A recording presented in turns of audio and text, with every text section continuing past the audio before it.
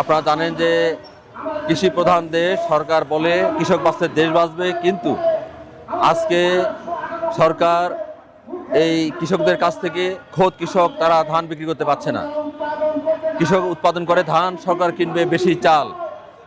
যেখানে অন্ততপক্ষে 2.5 থেকে 3 কোটি ধান উৎপাদন হবে, সেখানে মাত্র 5 লক্ষ মেট্রিক টন ধান কিনবে, অথচ চাল কিনবে 14 লক্ষ মেট্রিক টন। ফলে এই চাল কৃষক দিতে পারবে না।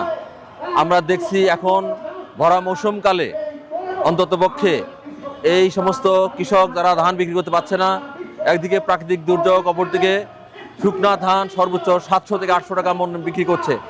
সরকার বলছে উৎপাদন খরচ মনে পড়েছে 34 টাকা কেজি হিসাবে 1360 টাকা। এই জন্য সরকার প্রতি মন ধানের দাম দিয়েছে 1440 টাকা। সেখানে কৃষক 700 থেকে সর্বোচ্চ 800 টাকা ধান বিক্রি করতে বাধ্য হচ্ছে। ফলে যারা আজকে অসৎ ব্যবসায়ী, তারা মাত্র 10 ঘন্টায় 1 মন ধানে অন্তত 26 কেজি চাল হয়। সরকারি গুদামে যদি তারা চাল দেয় 49 টাকা কেজি দরে, তাহলে অন্ততপক্ষে তাদের সেই ধান থেকে এবং ধানের যে উপজাত তা বিক্রি করলে অন্তত 530 টাকা তাদের মনে লাভ হবে, অথচ কৃষকের 500 টাকা প্রতি মনে লোকসান যাচ্ছে।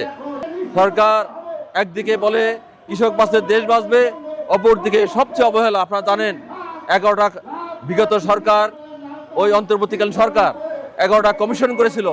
সবচেয়ে গুরুত্বপূর্ণ যে কমিশন কৃষক, সেই কৃষকদের পক্ষে কোনো কমিশন করে নাই। সেই জন্য আমরা বলি উচ্চ মূল্যে সার, বীজ, কীটনাশক, 1 কেজি ধানের বীজ 400 থেকে 500 টাকায় কিনতে হয়, অথচ ধান এখন বিক্রি করতে হচ্ছে 6 থেকে 700 টাকা কিংবা সর্বোচ্চ 800 টাকা। আমরা তার প্রতিবাদে এই আসন্ন বাজেটে উন্নয়ন বরাদ্দের 40% কৃষিখাতে বরাদ্দের দাবি জানাই এবং হাটে হাটে সরকারি ক্রয় কেন্দ্র খুলে খোদ কৃষকের কাছ থেকে ধান ক্রয়ের দাবি জানাই। এছাড়া উত্তরবঙ্গ সহ সারা দেশে সাইলো এবং হিমাগার নির্মাণ করে শাক সবজি থেকে শুরু করে এই কৃষিপণ্য, ধান, পাট, ভুট্টা, সবজি থেকে শুরু করে আলু, সমস্ত সংরক্ষণ এবং প্রয়োজনে বিদেশে রপ্তানির দাবি জানাচ্ছি।